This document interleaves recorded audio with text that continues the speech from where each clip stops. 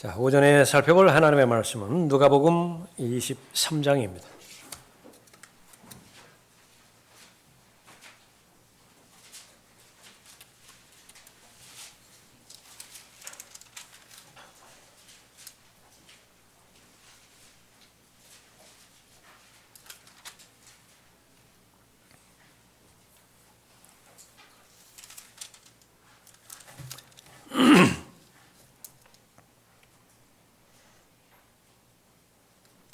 누가복음 23장 13절부터 46절까지 우리가 살펴보겠습니다. 13절입니다.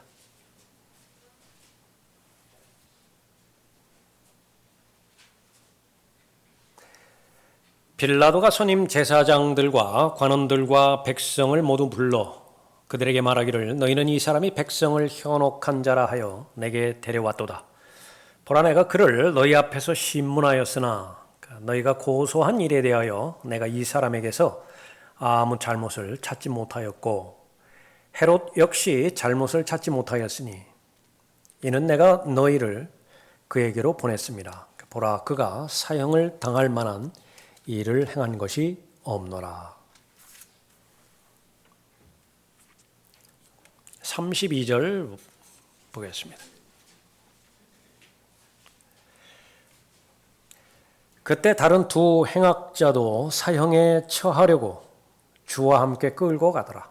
그들이 갈보리라 하는 곳에 와서 거기에서 주를 십자가에 못 박고 그 행악자들도 하나는 오른편에 하나는 왼편에 못 박더라. 그때 예수께서 말씀하시기를 아버지시여 저들을 용서해 주옵소서.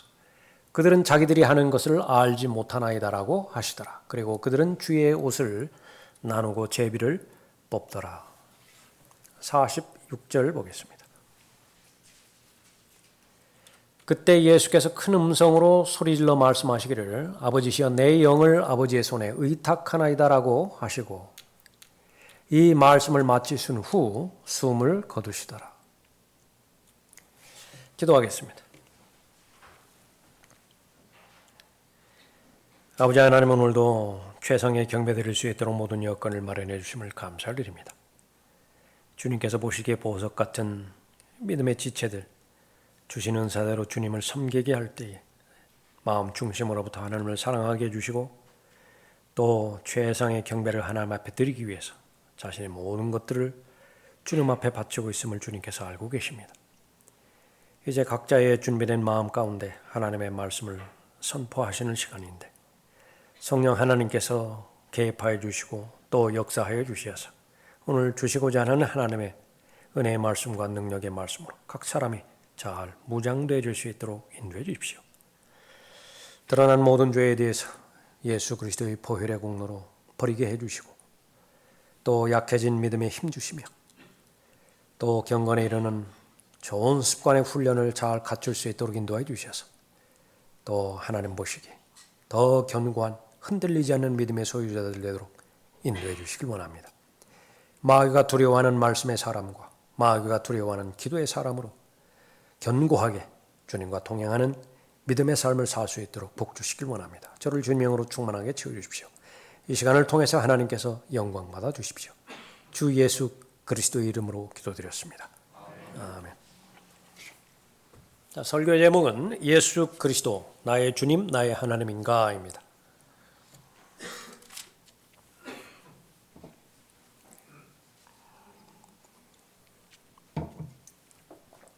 누가복음 23장 본문에서는 예수님께서 십자가에 달리신 그 부분을 기록하고 있는 장입니다. 여기에는 많은 부류의 사람들이 등장합니다. 예수 그리스도 한 분이신데 그분에 대하여 어떻게 반응하는 것인가? 우선 극심하게 대적하는 무리들이 있습니다. 선임 제사장들, 또 서기관들, 바리새인들 이들이 선동할 때에 그 선동에 넘어간 많은 백성들 반드시 죽여야 됩니다. 십자가에 처형해야 됩니다. 극심하게 대적하는 사람들이 있고요. 예수 그리스도에 대해서 아주 호기심이 있는 사람이 있습니다. 바로 헤롯으로 대표되어지는 사람인데 거기 8절에 보면 헤롯이 예수를 보자 매우 기뻐하더라. 이는 그가 주에 관해서 많은 것을 들었기 때문에 오랫동안 주를 보기 원하였으며 또 주께서 행하신 어떤 기적을 보고자 하였기 때문이라. 호기심을 충족시키기 위해서 예수님을 대했던 대표적인 사람이죠. 또 세상의 압력에 굴해서 자신의 양심을 죽이는 사람으로 대표되는 사람이 빌라도입니다. 22절에 그래도 빌라도가 세 번째로 그들에게 말하기를 도대체 그가 무슨 악한 일을 행하였느냐? 나는 그에게서 사형에 처할 만한 죄를 찾지 못하였으니 매질한 후 놓아주겠노라. 처음부터 불법으로 시작한 재판이었지만은요, 재판장까지도 무죄를 선고했어요. 재판장의 선고를 이긴 재판입니다. 무엇이 이겼는 것인가? 백성들의 선동이에요. 빌라도, 세상의 압력에 자신의 양심을 죽인 사람입니다. 억지로 십자가를 진 사람도 나옵니다. 26절에 보면 그들이 주를 끌고 갈 때 시골에서 돌아오는 쿠레네인 시몬을 붙들어 그에게 십자가를 지우고 예수 뒤에서 그것을 지고 가게 하더라. 많은 구경꾼들도 있고요. 그 다음에 통곡하고 애통하는 사람들도 있습니다. 27절 보십시오. 백성의 큰 무리와 주를 위하여 통곡하고 애도하는 여인들이 주를 따라가더라. 두 부류가 나누어진 다른 대상이에요. 큰 무리가 따르는데 구경꾼들입니다. 또 하나는 마음으로 통곡하고 애통하며 따르는 여인들이라 그렇게 언급하고 있죠. 이런 대상들을 성경에 기록하고 또 보존하신 이유는 발견하라 그 말입니다. 나는 어떤 부류의 사람인가? 예수 그리스도와 관련돼서 어떠한 반응을 보이는 사람인가? 십자가에 달려서 죽으신 예수 그리스도, 그냥 일반적으로 하는 이야기의 내용 말고요, 진지하게 내가 홀로 있을 때 하나님을 대면해서 일어나는 질문, 여전히 해결되지 않는 질문 하나가 있습니다. 예수 그리스도께서는 왜 하늘을 떠나서 그 베들레헴에서 태어나셨는가? 하늘과 땅을 창조하시고 시간과 공간을 창조하신 창조주께서 왜 스스로 이 피조물 세계 안으로 들어오셔서 시간 안에 공간 안에 갇히셔야만 되었는가? 만주의 주라고 불리신 그 부유하신 분이 왜 가난한 일생을 사셔야만 되었는가? 더 나아가서 오늘 십자가에서 날리시죠. 저주의 죽음, 처절한 죽음, 잔인한 죽음. 왜 죽으셔야 되었는가? 무엇 때문에 그렇게 하셨는가? 마지막 유월절을 제자들과 함께 보내시면서 예수님께서 제자들에게 자신의 몸을 상징하고 자신의 피를 상징하는, 다시 말하면 십자가의 처형을 상징하는 그 부분을 제시하면서 제자들에게 말씀하시는 것입니다. 또 빵을 가지고 감사를 드린 후 떼어 그들에게 주며 말씀하시기를 이것이 너희를 위하여 주는 나의 몸이니. 너희를 위하여. For you. 그거 하나밖에 없어요.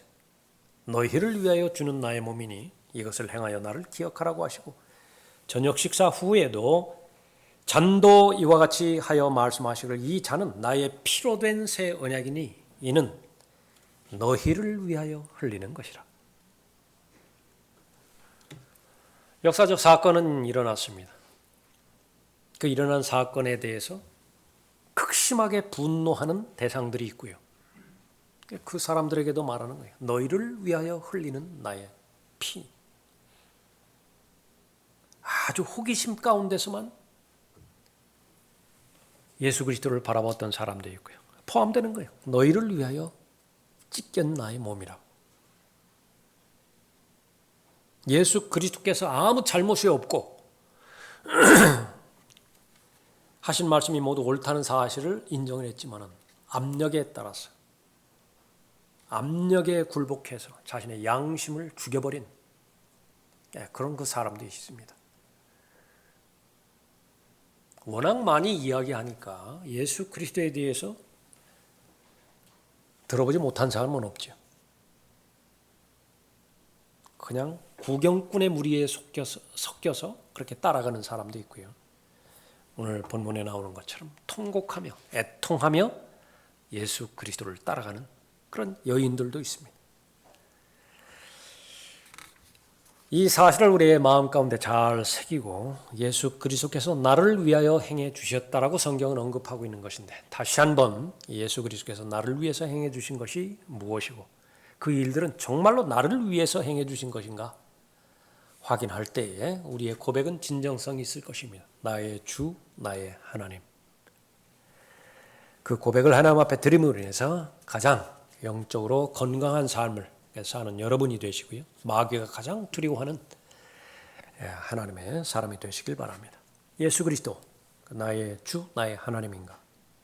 첫 번째로 예수 그리스도는 당신을 위하여 정죄받으셨습니다. 모든 사람을 다 배제시키세요. 여러분 하나만 지금 있습니다. 하나님께서 하나님의 형상을 따라서 사람을 지으셨을 때에 다른 사람은 없었지요. 아담 하나만 있었습니다. 그 아담이 범죄했을 때에 그 아담의 죄를 해결하기 위해서 가죽옷을 해입히셨죠. 다른 사람은 없어요. 그러니까 그 맥락에서 받아들이는 것입니다. 13절 보십시오.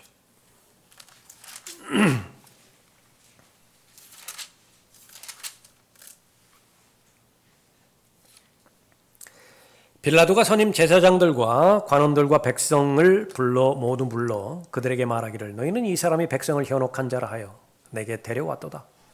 보라 내가 그를 너희 앞에서 신문하였으나 너희가 고소한 일에 대하여 나는 이 사람에게서 아무 잘못을 찾지 못하였고 헤로드 역시 잘못을 찾지 못하였으니 이는 내가 너희를 그에게로 보냈습니다. 보라 그가 사형을 당할 만한 일을 행한 것이 없노라. 그러므로 나는 그를 매질한 후 놓아 주겠노라고 하니라.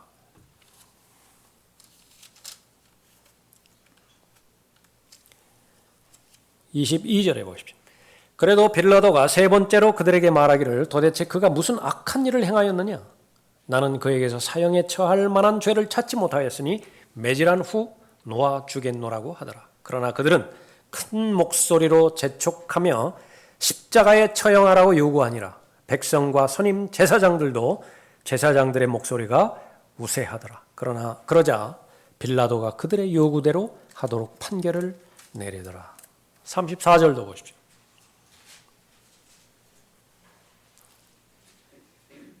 그때 예수께서 말씀하시기를 아버지시여 저들을 용서해 주옵소서. 그들은 자기들이 하는 것을 알지 못하나이다. 예수 그리스도께서 오신 목적은 잃어버린 죄인들을 구원하기 위해서 오신 것이지요. 그 잃어버린 죄인들이 되는 그 당사자, 그 사람들이 예수 그리스도를 거부했습니다. 예수님께서는 자기 백성에게 오셨다고 말씀하십니다. 좁은 의미에서는 이스라엘을 말하는 것이지요. 이스라엘을 구원하기 위해서 오셨는데 정작 그 이스라엘은 자신의 메시아를 거부해버렸습니다. 영접하지 않았던 것이요. 죄인을 위해서 정죄받으셨고 죄인을 위해서 조롱당하셨습니다. 35절도 보십시오. 또 사람들은 서서 바라보고 있었고 또 그들과 함께 있는 관원들도 주를 비웃으며 말하기를 그가 다른 사람들을 구원하였으니 이 사람이 하나님의 택하신 자 그리스도이면 그로 자기 자신을 구원하게 하라 하더라.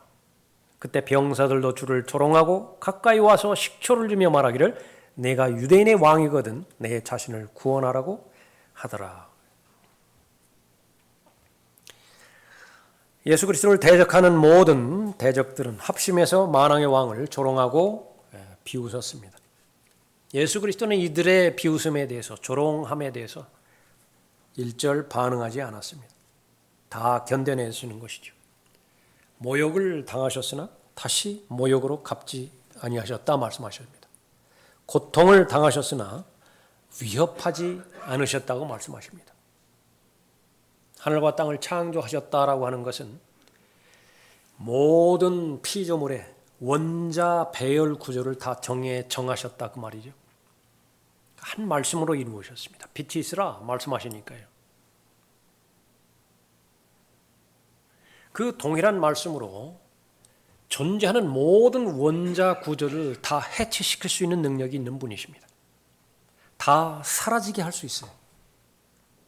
그 전능하신 분이 일절 반응하지 않으신 것은 바로 당신을 위한 것이라고 성경은 말씀하고 있는 것입니다.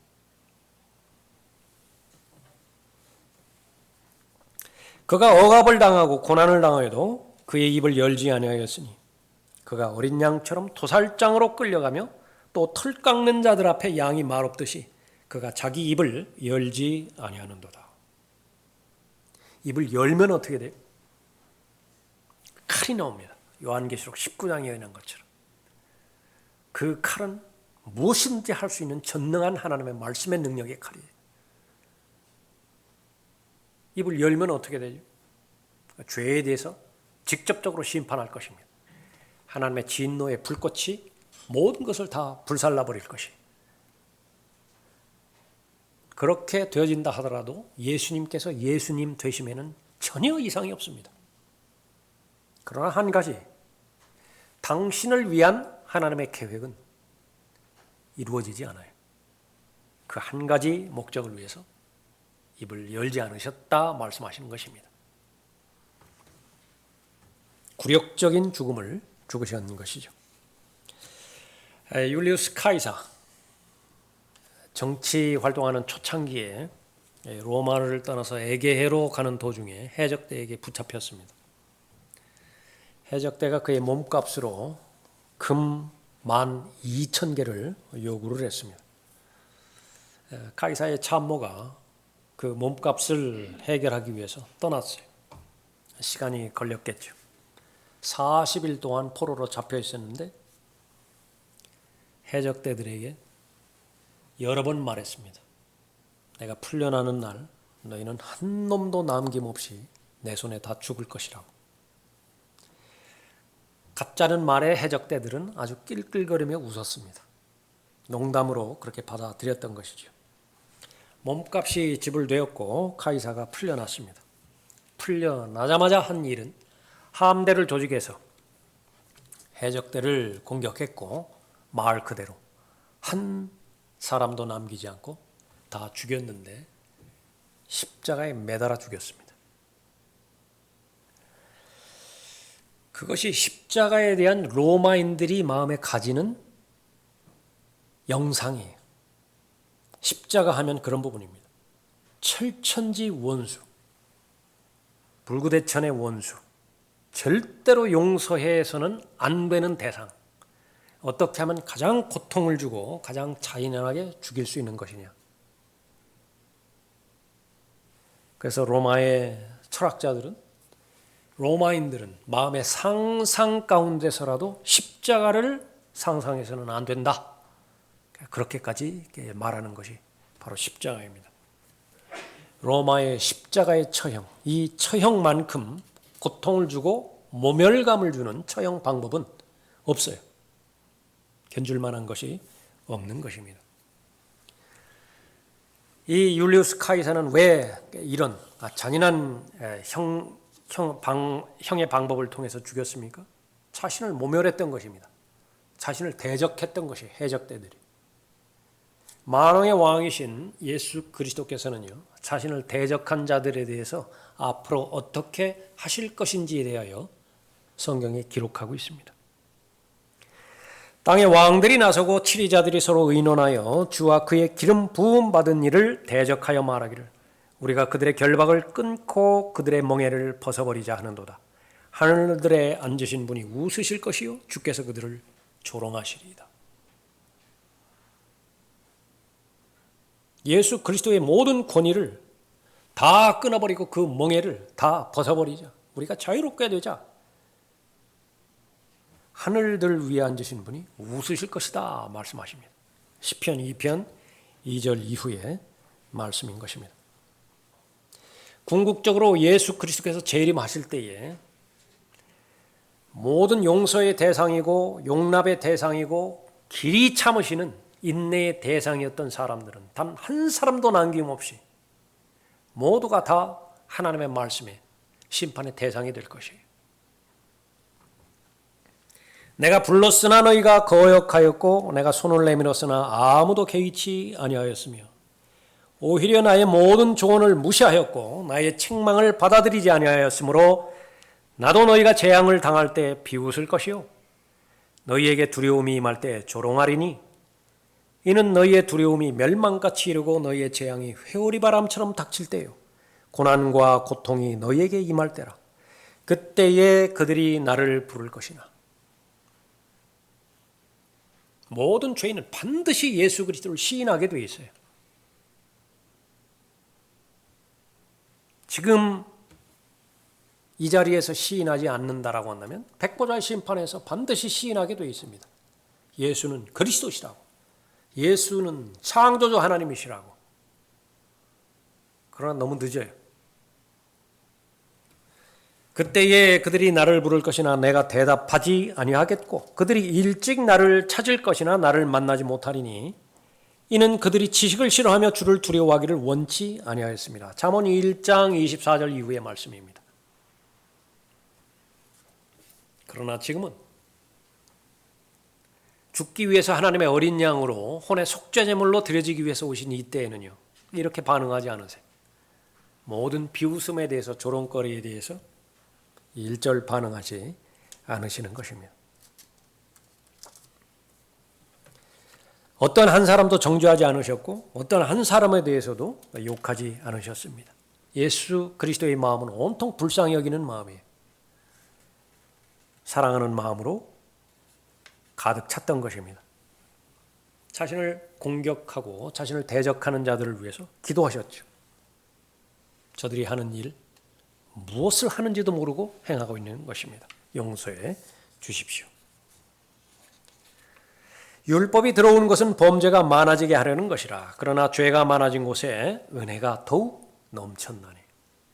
극심하게 예수 그리스도를 대적하면 대적할수록 예수 그리스도께서 베푸시는 은혜의 크기는 더 큰 것이라고 말씀하는 것이죠. 오늘날까지도 마찬가지입니다.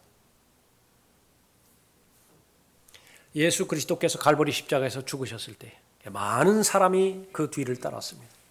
많은 백성이 따랐고요. 그 반응은 동기는 가지각색이었습니다. 호기심 때문에 구경 삼아서 통곡하며 애통하는 마음으로 예수 그리스도 나의 주님이고 나의 하나님이신가. 예수 그리스도는 당신을 위하여 정죄받으셨고요. 두 번째로는 예수 그리스도는 당신을 위해 십자가에 못 박히셨습니다. 33절을 보십시오. 그들이 갈보리라 하는 곳에 와서 거기에서 주를 십자가에 못 박고 그 행악자들도 하나는 오른편에 하나는 왼편에 못 박더라. 십자가에 달려서 저주의 가시관을 쓰셨죠.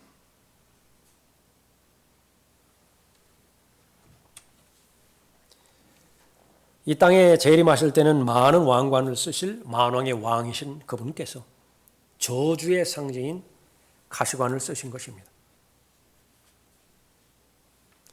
그러므로 그가 주를 십자가에 못 박도록 그들에게 넘겨주니 그들이 예수를 맡아서 끌고 가니라. 주께서 자기 십자가를 지고 히브리어로 골고다 곧 해골의 장소라고 하는 곳으로 가시니라. 요한복음 19장 16절의 말씀입니다. 수많은 왕들이 존재했다가 사라졌지요. 그 왕들이 다 죽음에 들어갔지만은 어떤 왕도 예수 그리스도께서 당하셨던 그러한 죽음을 당하지는 않았습니다. 그것은 바로 저주의 죽음이었기 때문에 그런 것이죠. 나무에 달린 자는 다 저주받은 자라고 말씀하십니다. 그리스도께서 저주를 받으셨는데 왜 저주를 받으셨느냐? 갈라디아서 3장 13절에 의하면 우리를 위하여 저주가 되셨다 말씀하십니다. 여러분 자신으로 축약하십시오. 나를 위하여 저주가 되신 분이 바로 예수 그리스도라고 말씀하고 있는 것입니다. 말도 안 되는 그 재판에서, 불법의 재판에서 정죄를 받으셨죠. 채찍으로 맞으셔서 몸이 찢기셨습니다. 갖은 조롱 속에서 십자가에 못 박혀서 끔찍한 죽음을 당하셨습니다. 근데 이 일은 이미 예정되었던 것이에요. 그는 사람들에게서 멸시받고 거부되었으며 슬픔의 사람이요 질고에 익숙한 사람이라. 이사야 53장 4절 말씀이죠. 우리가 우리의 얼굴을 그로부터 숨긴 것 같이 그는 멸시받았고 우리는 그를 존중하지 아니하였도다. 실로 그가 우리의 질고를 지고 우리의 슬픔을 지었는데도 우리는 그가 형벌을 받아 하나님께 맞으며 고난당한 줄로 생각하였도다. 그러나 그는 우리의 허물로 인하여 상처를 입었고 그는 우리의 죄악으로 인하여 상하였도다. 우리의 화평을 위한 징계가 그에게 내려졌고 그가 맞은 채찍으로 우리가 치유되었도다. 우리는 모두 양같이 길을 잃어 각자 자기의 길로 돌이켰으나 주께서는 우리 모두의 죄악을 그에게 지우셨도다.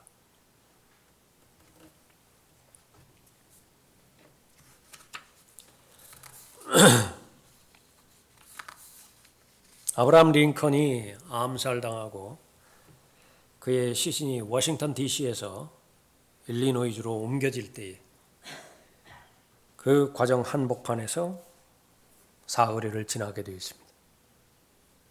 한 흑인 남자가 그 군중을 뚫고 자기 아들을 등목을 태운 다음에 가장 높이 쳐 올리면서 아들에게 이야기합니다. 얘야 잘 봐두거라. 저분이 바로 너를 위해 죽으셨단다. 얘야 잘 봐두거라. 저분이 너를 위해 죽으셨단다. 너의 해방운동을 말하는 것이죠. 그것이 어디까지가 사실이고 어디까지가 진정성이었는지 그건 문제가 되지 않습니다. 어쨌든 본인이 확신하기에 저 한 사람이 나를 위해서 자신을 희생하고 애썼다라고 한다면 그 소리를 들은 그 아들은 평생 잊지 않겠죠. 갈보리 십자가에서 혼의 속죄제물로 바쳐질 것을 이미 예수님 오시기 전에 최소한 500년 전에 예언이 되어 있고 그 예언은 그대로 문자적으로 이루어진 것이죠. 왜 고난을 당했죠?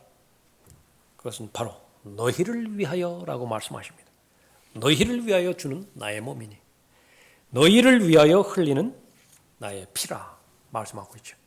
우리가 아직 죄인이었을 때 그리스도께서 우리를 위하여 죽으심으로써 하나님께서는 우리를 향한 그의 사랑을 나타내셨느니라.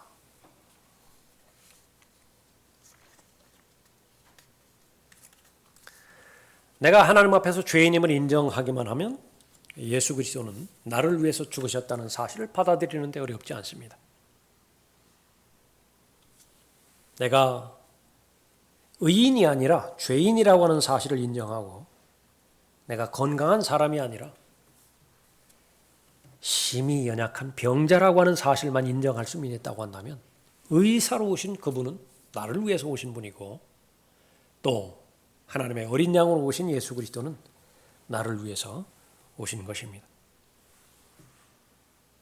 예수 그리스도는 누구를 위해서 죽으셨는가? 의인들을 위해서 죽으신 것이 아니라 세상의 인간 쓰레기들을 위해서 죽으셨다 말씀하십니다. 불태워지는 곳, 성경의 역사를 더듬어가면 쓰레기 태우는 곳이지요. 쓰레기 태우는 골짜기예요. 그것이 지옥에 대한 이름입니다. 영원한 불못에서 태워지는 것은 죄로만 이루어진 쓰레기들이 있다고요. 폐기 처분해야만 되는 그런 불량품들이 있습니다. 죄인을 위해서 오신 예수 그리스도 십자가에 달려 돌아가셨을 때 나의 하나님 왜 나를 버리셨나이까 말씀하셨을 때 왜 버리셨죠? 그러니까 나를 위해서 예수 그리스도에게는 버림을 받으셨던 것입니다. 예수 그리스도는 당신을 위해서 종죄받으셨고요. 예수 그리스도는 당신을 위해서 십자가에 못 박히셨습니다. 마지막 세 번째로 예수 그리스도는 당신을 위하여 승리하셨습니다. 44절 보십시오. 그때가 제6시경이었는데 어둠이 온 땅을 제9시까지 덮더라. 또 해가 어두워지고 성전의 휘장이 한가운데로 찢어지더라. 그때 예수께서 큰 음성으로 소리질러 말씀하시기를 아버지시여 내 영을 아버지의 손에 의탁하나이다라고 하시고 이 말씀을 마치신 후 숨을 거두시니라. 구속하시기 위해서, 죄인을 구속하기 위해서 죄가 없는 자신은 버림을 받으셨던 것입니다. 엘리 엘리 라마 사박타니, 나의 하나님 어찌하여 나를 버리셨나이까. 하늘은 어두워졌죠. 그때의 하나님의 어린 양은 문자적으로 실제적으로 세상의 죄가 되셨습니다. 하나님께서 죄를 알지도 못하는 그를 우리를 위하여 죄로 삼으신 것은 우리로 하여금 그 안에서 하나님의 의가 되게 하려 하십니다. 예수 그리스도께서는 우리의 모든 죄들을 가져가셨을 뿐만 아니라 문자적으로 십자가 위에서 죄 덩어리가 되신 거예요. 죄의 화신이 되신 것입니다. 죄로만 이루어진 것 두 가지가 있습니다. 하나는 육신이고 하나는 마귀예요. 그 속성은 똑같습니다. 그래서 저주의 대상입니다. 진노의 자식이에요. 하나님께서는 마귀에 대해서는 진노하실 일밖에 남은 일이 없습니다. 마찬가지로 타락한 본성에 대해서는 진노하실 일 외에는 하나님께서 하실 일이 없으세요. 그런데 그 사탄 자체가 되신 거예요. 십자가에 달리셨을 때. 모세가 광야에서 뱀을 들어 올린 것 같이 인자도 들려 올려져야만 하리니 뱀이 되었다고요. 사탄이 되었다고요. 내가 달려야 될 그 자리에 예수 그리스도께서 대신 달리신 것이죠. 하나님께서 예수 그리스도를 보실 때에 실제로 나를 보신 거예요. 예수 그리스도를 본 것이 아니라 예수 그리스도를 보셨을 때 실제로는 사탄이 매달려 있는 것을 보신 것입니다. 하나님의 진노가 하나님의 진노의 잔이 단 한 방울도 남김없이 예수 그리스도 위에 부어졌던 것이지요. 바로 나를 위한 것이고 당신을 위한 것이라 그렇게 말씀하고 있는 것입니다. 그 결과 하늘로 가는 길이 열렸습니다. 그런데 보라 성전의 휘장이 위에서 아래까지 둘로 찢어지고 땅이 흔들리며 바위들이 갈라지고 성전의 휘장, 하나님과 사람 사이를 나누는 성소와 지성소 사이에는 휘장이었었던 것이죠. 그것이 바로 예수 그리스도의 혼의 속죄자물로 바쳐질 때 제거가 되었던 것입니다. 이제는 담대하게 하나님의 지성소에 들어갈 수 있습니다. 은혜의 보좌 앞으로 나아갈 수 있도록 인도해 주신 것이죠. 막혔던 담, 예수 그리스도의 피로 다 허물어 버리셨어요.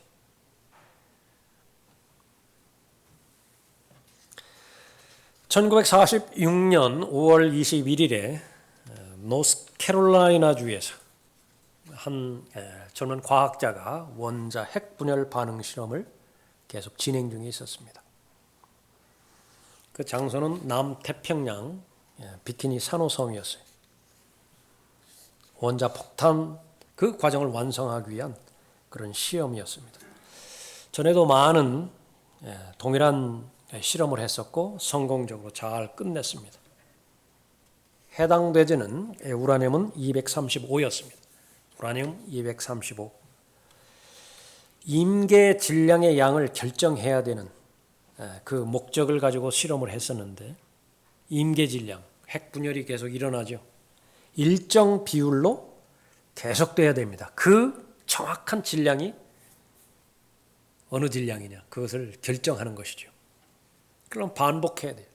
핵 분열을 했다가 다시 멈추게 했다가 핵 분열이 시작되지는데 멈추게 되어지는 데는 이제 우라늄 봉 같은 이 헤미스피어 이 동그란 그런 그 물체가 우라늄으로 된 그 부분이 사용되어지는데 그것을 분리시키면 됩니다. 그 분리시키는 데는 무엇으로 분리시키느냐 그러면 스크루 드라이버예요. 그걸로 밀어버리면 되는 거예요. 근데 그날도 실험을 하다가 이제 핵 분열 연쇄 반응이 계속 일어나는데 그걸 중지를 시켜야 되거든요. 그래서 그것을 스크루 드라이버로 그것을 분리시키려고 했는데 미끄러져서 떨어져 나갔어요. 그 시간은 엄청나게 짧은 시간에 핵 분열이 계속해서 반복되어지는 부분이기 때문에 아주 눈을 뜰 수 없을 정도로 눈부신 푸른색으로 그 방, 실험실 방 전체가 다 가득 찬 그런 상황 가운데 있습니다. 결정을 해야 됩니다. 도망갈 수 있고요. 또 하나는 자기 손으로 그것을 분리를 시켜야 돼요. 후자를 택했습니다. 그 대신에 엄청난 방사능에 본인이 노출됐던 것이죠. 그 결과 그 방 포함해서 옆 방에 있었던 7명의 연구원들 그러니까 살린 것입니다. 앰브로스가 급격히 달려오게 되었고요. 이제 병원으로 후송 조치 취해야 됩니다. 그 사람이 가면서 그 사람의 이름이 루이스 살로탱이라고 하는 사람이에요. 그 젊은 과학자가. 너희들 다 괜찮아. 동료들을 위해서. 비록 나는 죽을 것이지만 너희들은 절대로 괜찮으니까 아무 걱정하지 마. 근데 그 사람 말대로 됐어요. 그로부터 9일 후에 엄청난 고통 가운데서 방사능에 노출된 그 고통을 다 고스란히 안고 죽었던 것입니다. 나는 죽을 것이지만 너희는 괜찮을 거야. 괜찮을 거야. 2000년 전에 살아계신 하나님의 아들이 스스로 죄 구덩이에 해당되지는 가장 강력한 방사선이 노출되어지는 그 핵 한 중심으로 걸어 들어간 것입니다. 자신의 생명을 내놓고 스스로 가장 강렬한 방사능에 죄의 방사능에 노출된 것이 그 결과 누구도 끊을 수 없는 죄로 인한 연쇄 반응 도대체 몇 년간을 계속해서 왔죠. 그 연쇄 반응이 그것을 마침내 갈보리 십자가에서 끊어놓으신 것입니다. 영원히 끊어놨어요. 다시는 그 반응은 일어나지 않는 것입니다. 예수님께서 오신 것은 죄를 없애기 위해서 오셨고 마귀의 일들을 없애기 위해서 오셨다고 말씀하시죠. 그 파워, 권세, 권능 그걸 다 깨부신 것입니다. 자신을 희생하심으로 인해서 그 결과 모든 사람은 다 안전하게 되었어요. 모든 사람은 다 이제 하늘나라로 갈 수 있는 하나님을 만나게 될 수 있는 길이 열린 것입니다. 예수 그리스도는 당신을 위하여 승리하셨습니다. 죽은 자들로부터 부활하셨고요. 그 부활하신 예수 그리스도는 이제 곧 다시 오실 것입니다. 왜 다시 오시죠? 많은 이유가 있지만 당신을 위해서 다시 오실 것이라고 말씀하십니다. 예수 그리스도께서 승천하셨습니다. 많은 사람들이 승천하는 모습을 봤죠. 올라가신 모습 그대로 다시 오신다고 말씀하고 있는 것입니다. 그러나 이제 그리스도께서는 죽은 자들로부터 살아나셔서 잠들었던 자들의 첫 열매들이 되셨느니라. 첫 열매들이 되셨어요. 토마토 익어가는 모습을 보셨습니까? 한꺼번에 다 익지 않죠. 제일 먼저 빨갛게 익는 토마토가 있습니다. 그러니까 몇 개 안 돼요. 그것을 통해서 다른 토마토들도 다 익을 것이라고 하는 증거를 입증해 주는 것입니다. 첫 열매들이에요. 예수 그리스도는 죽은 자들로부터 부활하신 첫 번째 첫 열매가 되신 것입니다. 왜 첫 열매들이라고 복수를 말씀하셨느냐? 그러니까 여러분 때문에 그래요. 다 일어날 것입니다. 제자들은 모두 예수 그리스도의 죽음을 지켜봤죠. 우리는 예수 그리스도의 죽음의 의미를 알기 때문에 기쁜 소식 안에 포함을 시킵니다. 복음 안에 예수 그리스도의 죽음을 포함을 시키죠. 제자들은 달라요. 그건 처절한 악몽이었습니다. 설마 했는데 설마대로 된 거예요. 죽어버리신 거예요. 뭐가 남죠?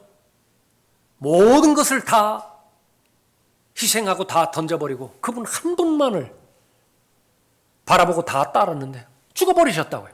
뭐가 남아요? 이제 닥친 것은 두려움뿐입니다. 그분을 그렇게 죽이셨다라고 한다면 그분을 따랐던 우리들도 찾아내는 대로 다 죽일 것은 너무나 불보듯 뻔한 것입니다. 두려움 가운데서 각자 흩어졌던 것이죠. 그러니까 죽음이 다라고 한다면 그것은 저주예요. 로미오와 줄리엣. 제가 학창시절에 처음으로 봤던 영화입니다. 읽어보지도 않았고요. 그게 무슨 내용인지도 몰랐습니다. 예쁜 여자가 나온다고 하니까 친구들끼리 몰려가서 봤던 것 같아요. 나중에는 주인공도 죽고 남자도 죽고 여자도 죽는데 거기서 끝이래요. 뭐 이런 게 다 있어요.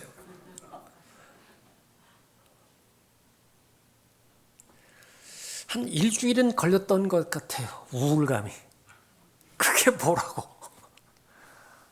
학생 시절이었으니까 나름대로 영향을 많이 받았던 것 같아요. 예. 비극이죠. 로미오와 줄리엣 뿐이겠어요?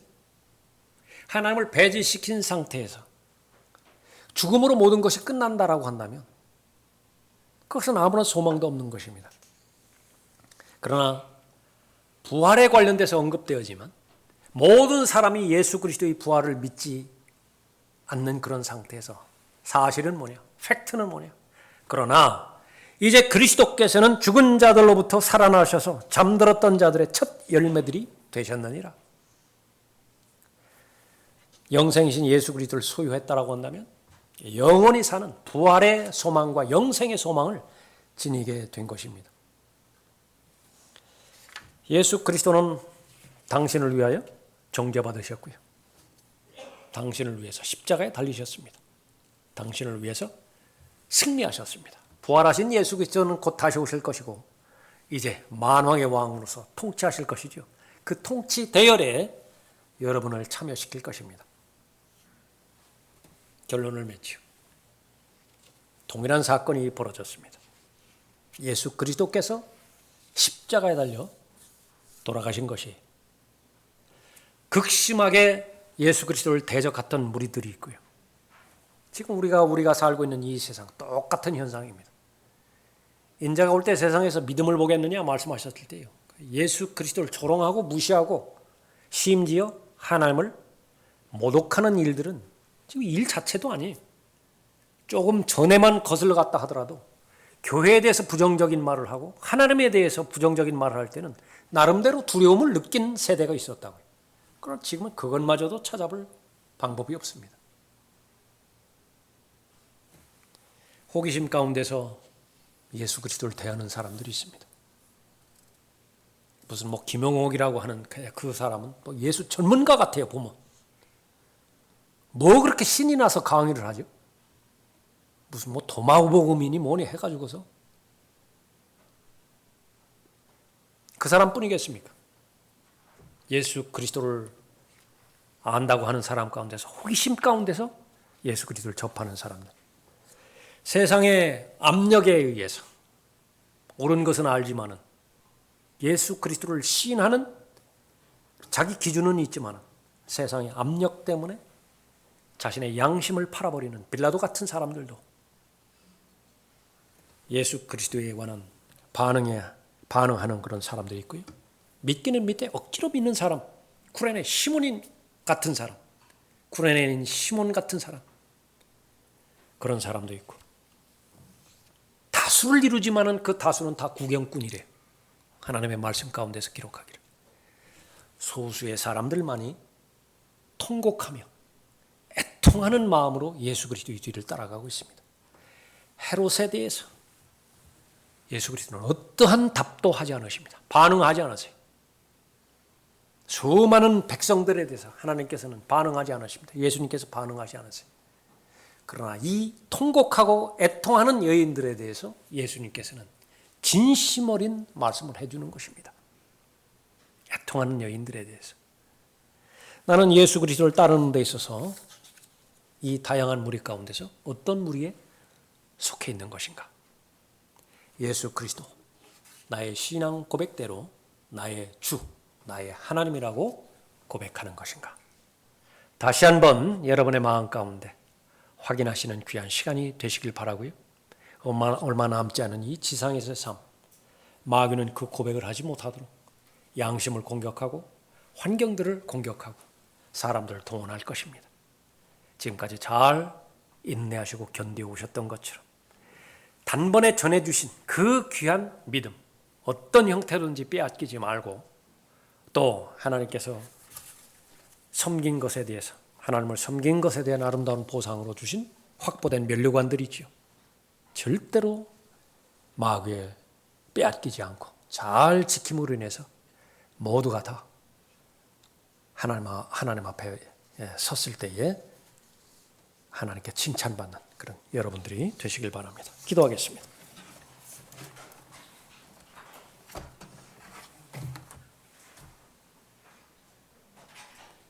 아버지 하나님, 만왕의 왕이시고 만주의 주신 예수 그리스도께서 하늘의 모든 그 영광과 또 권위를 스스로 벗어버리시고 사람으로 이 땅에 오셨을 때 종의 신분으로 오셨고 또 죽음에 들어가셨을 때 저주의 죽음인 십자가의 죽음에까지 아버지의 뜻에 순종하셨음을 저희들이 잘 알고 있습니다.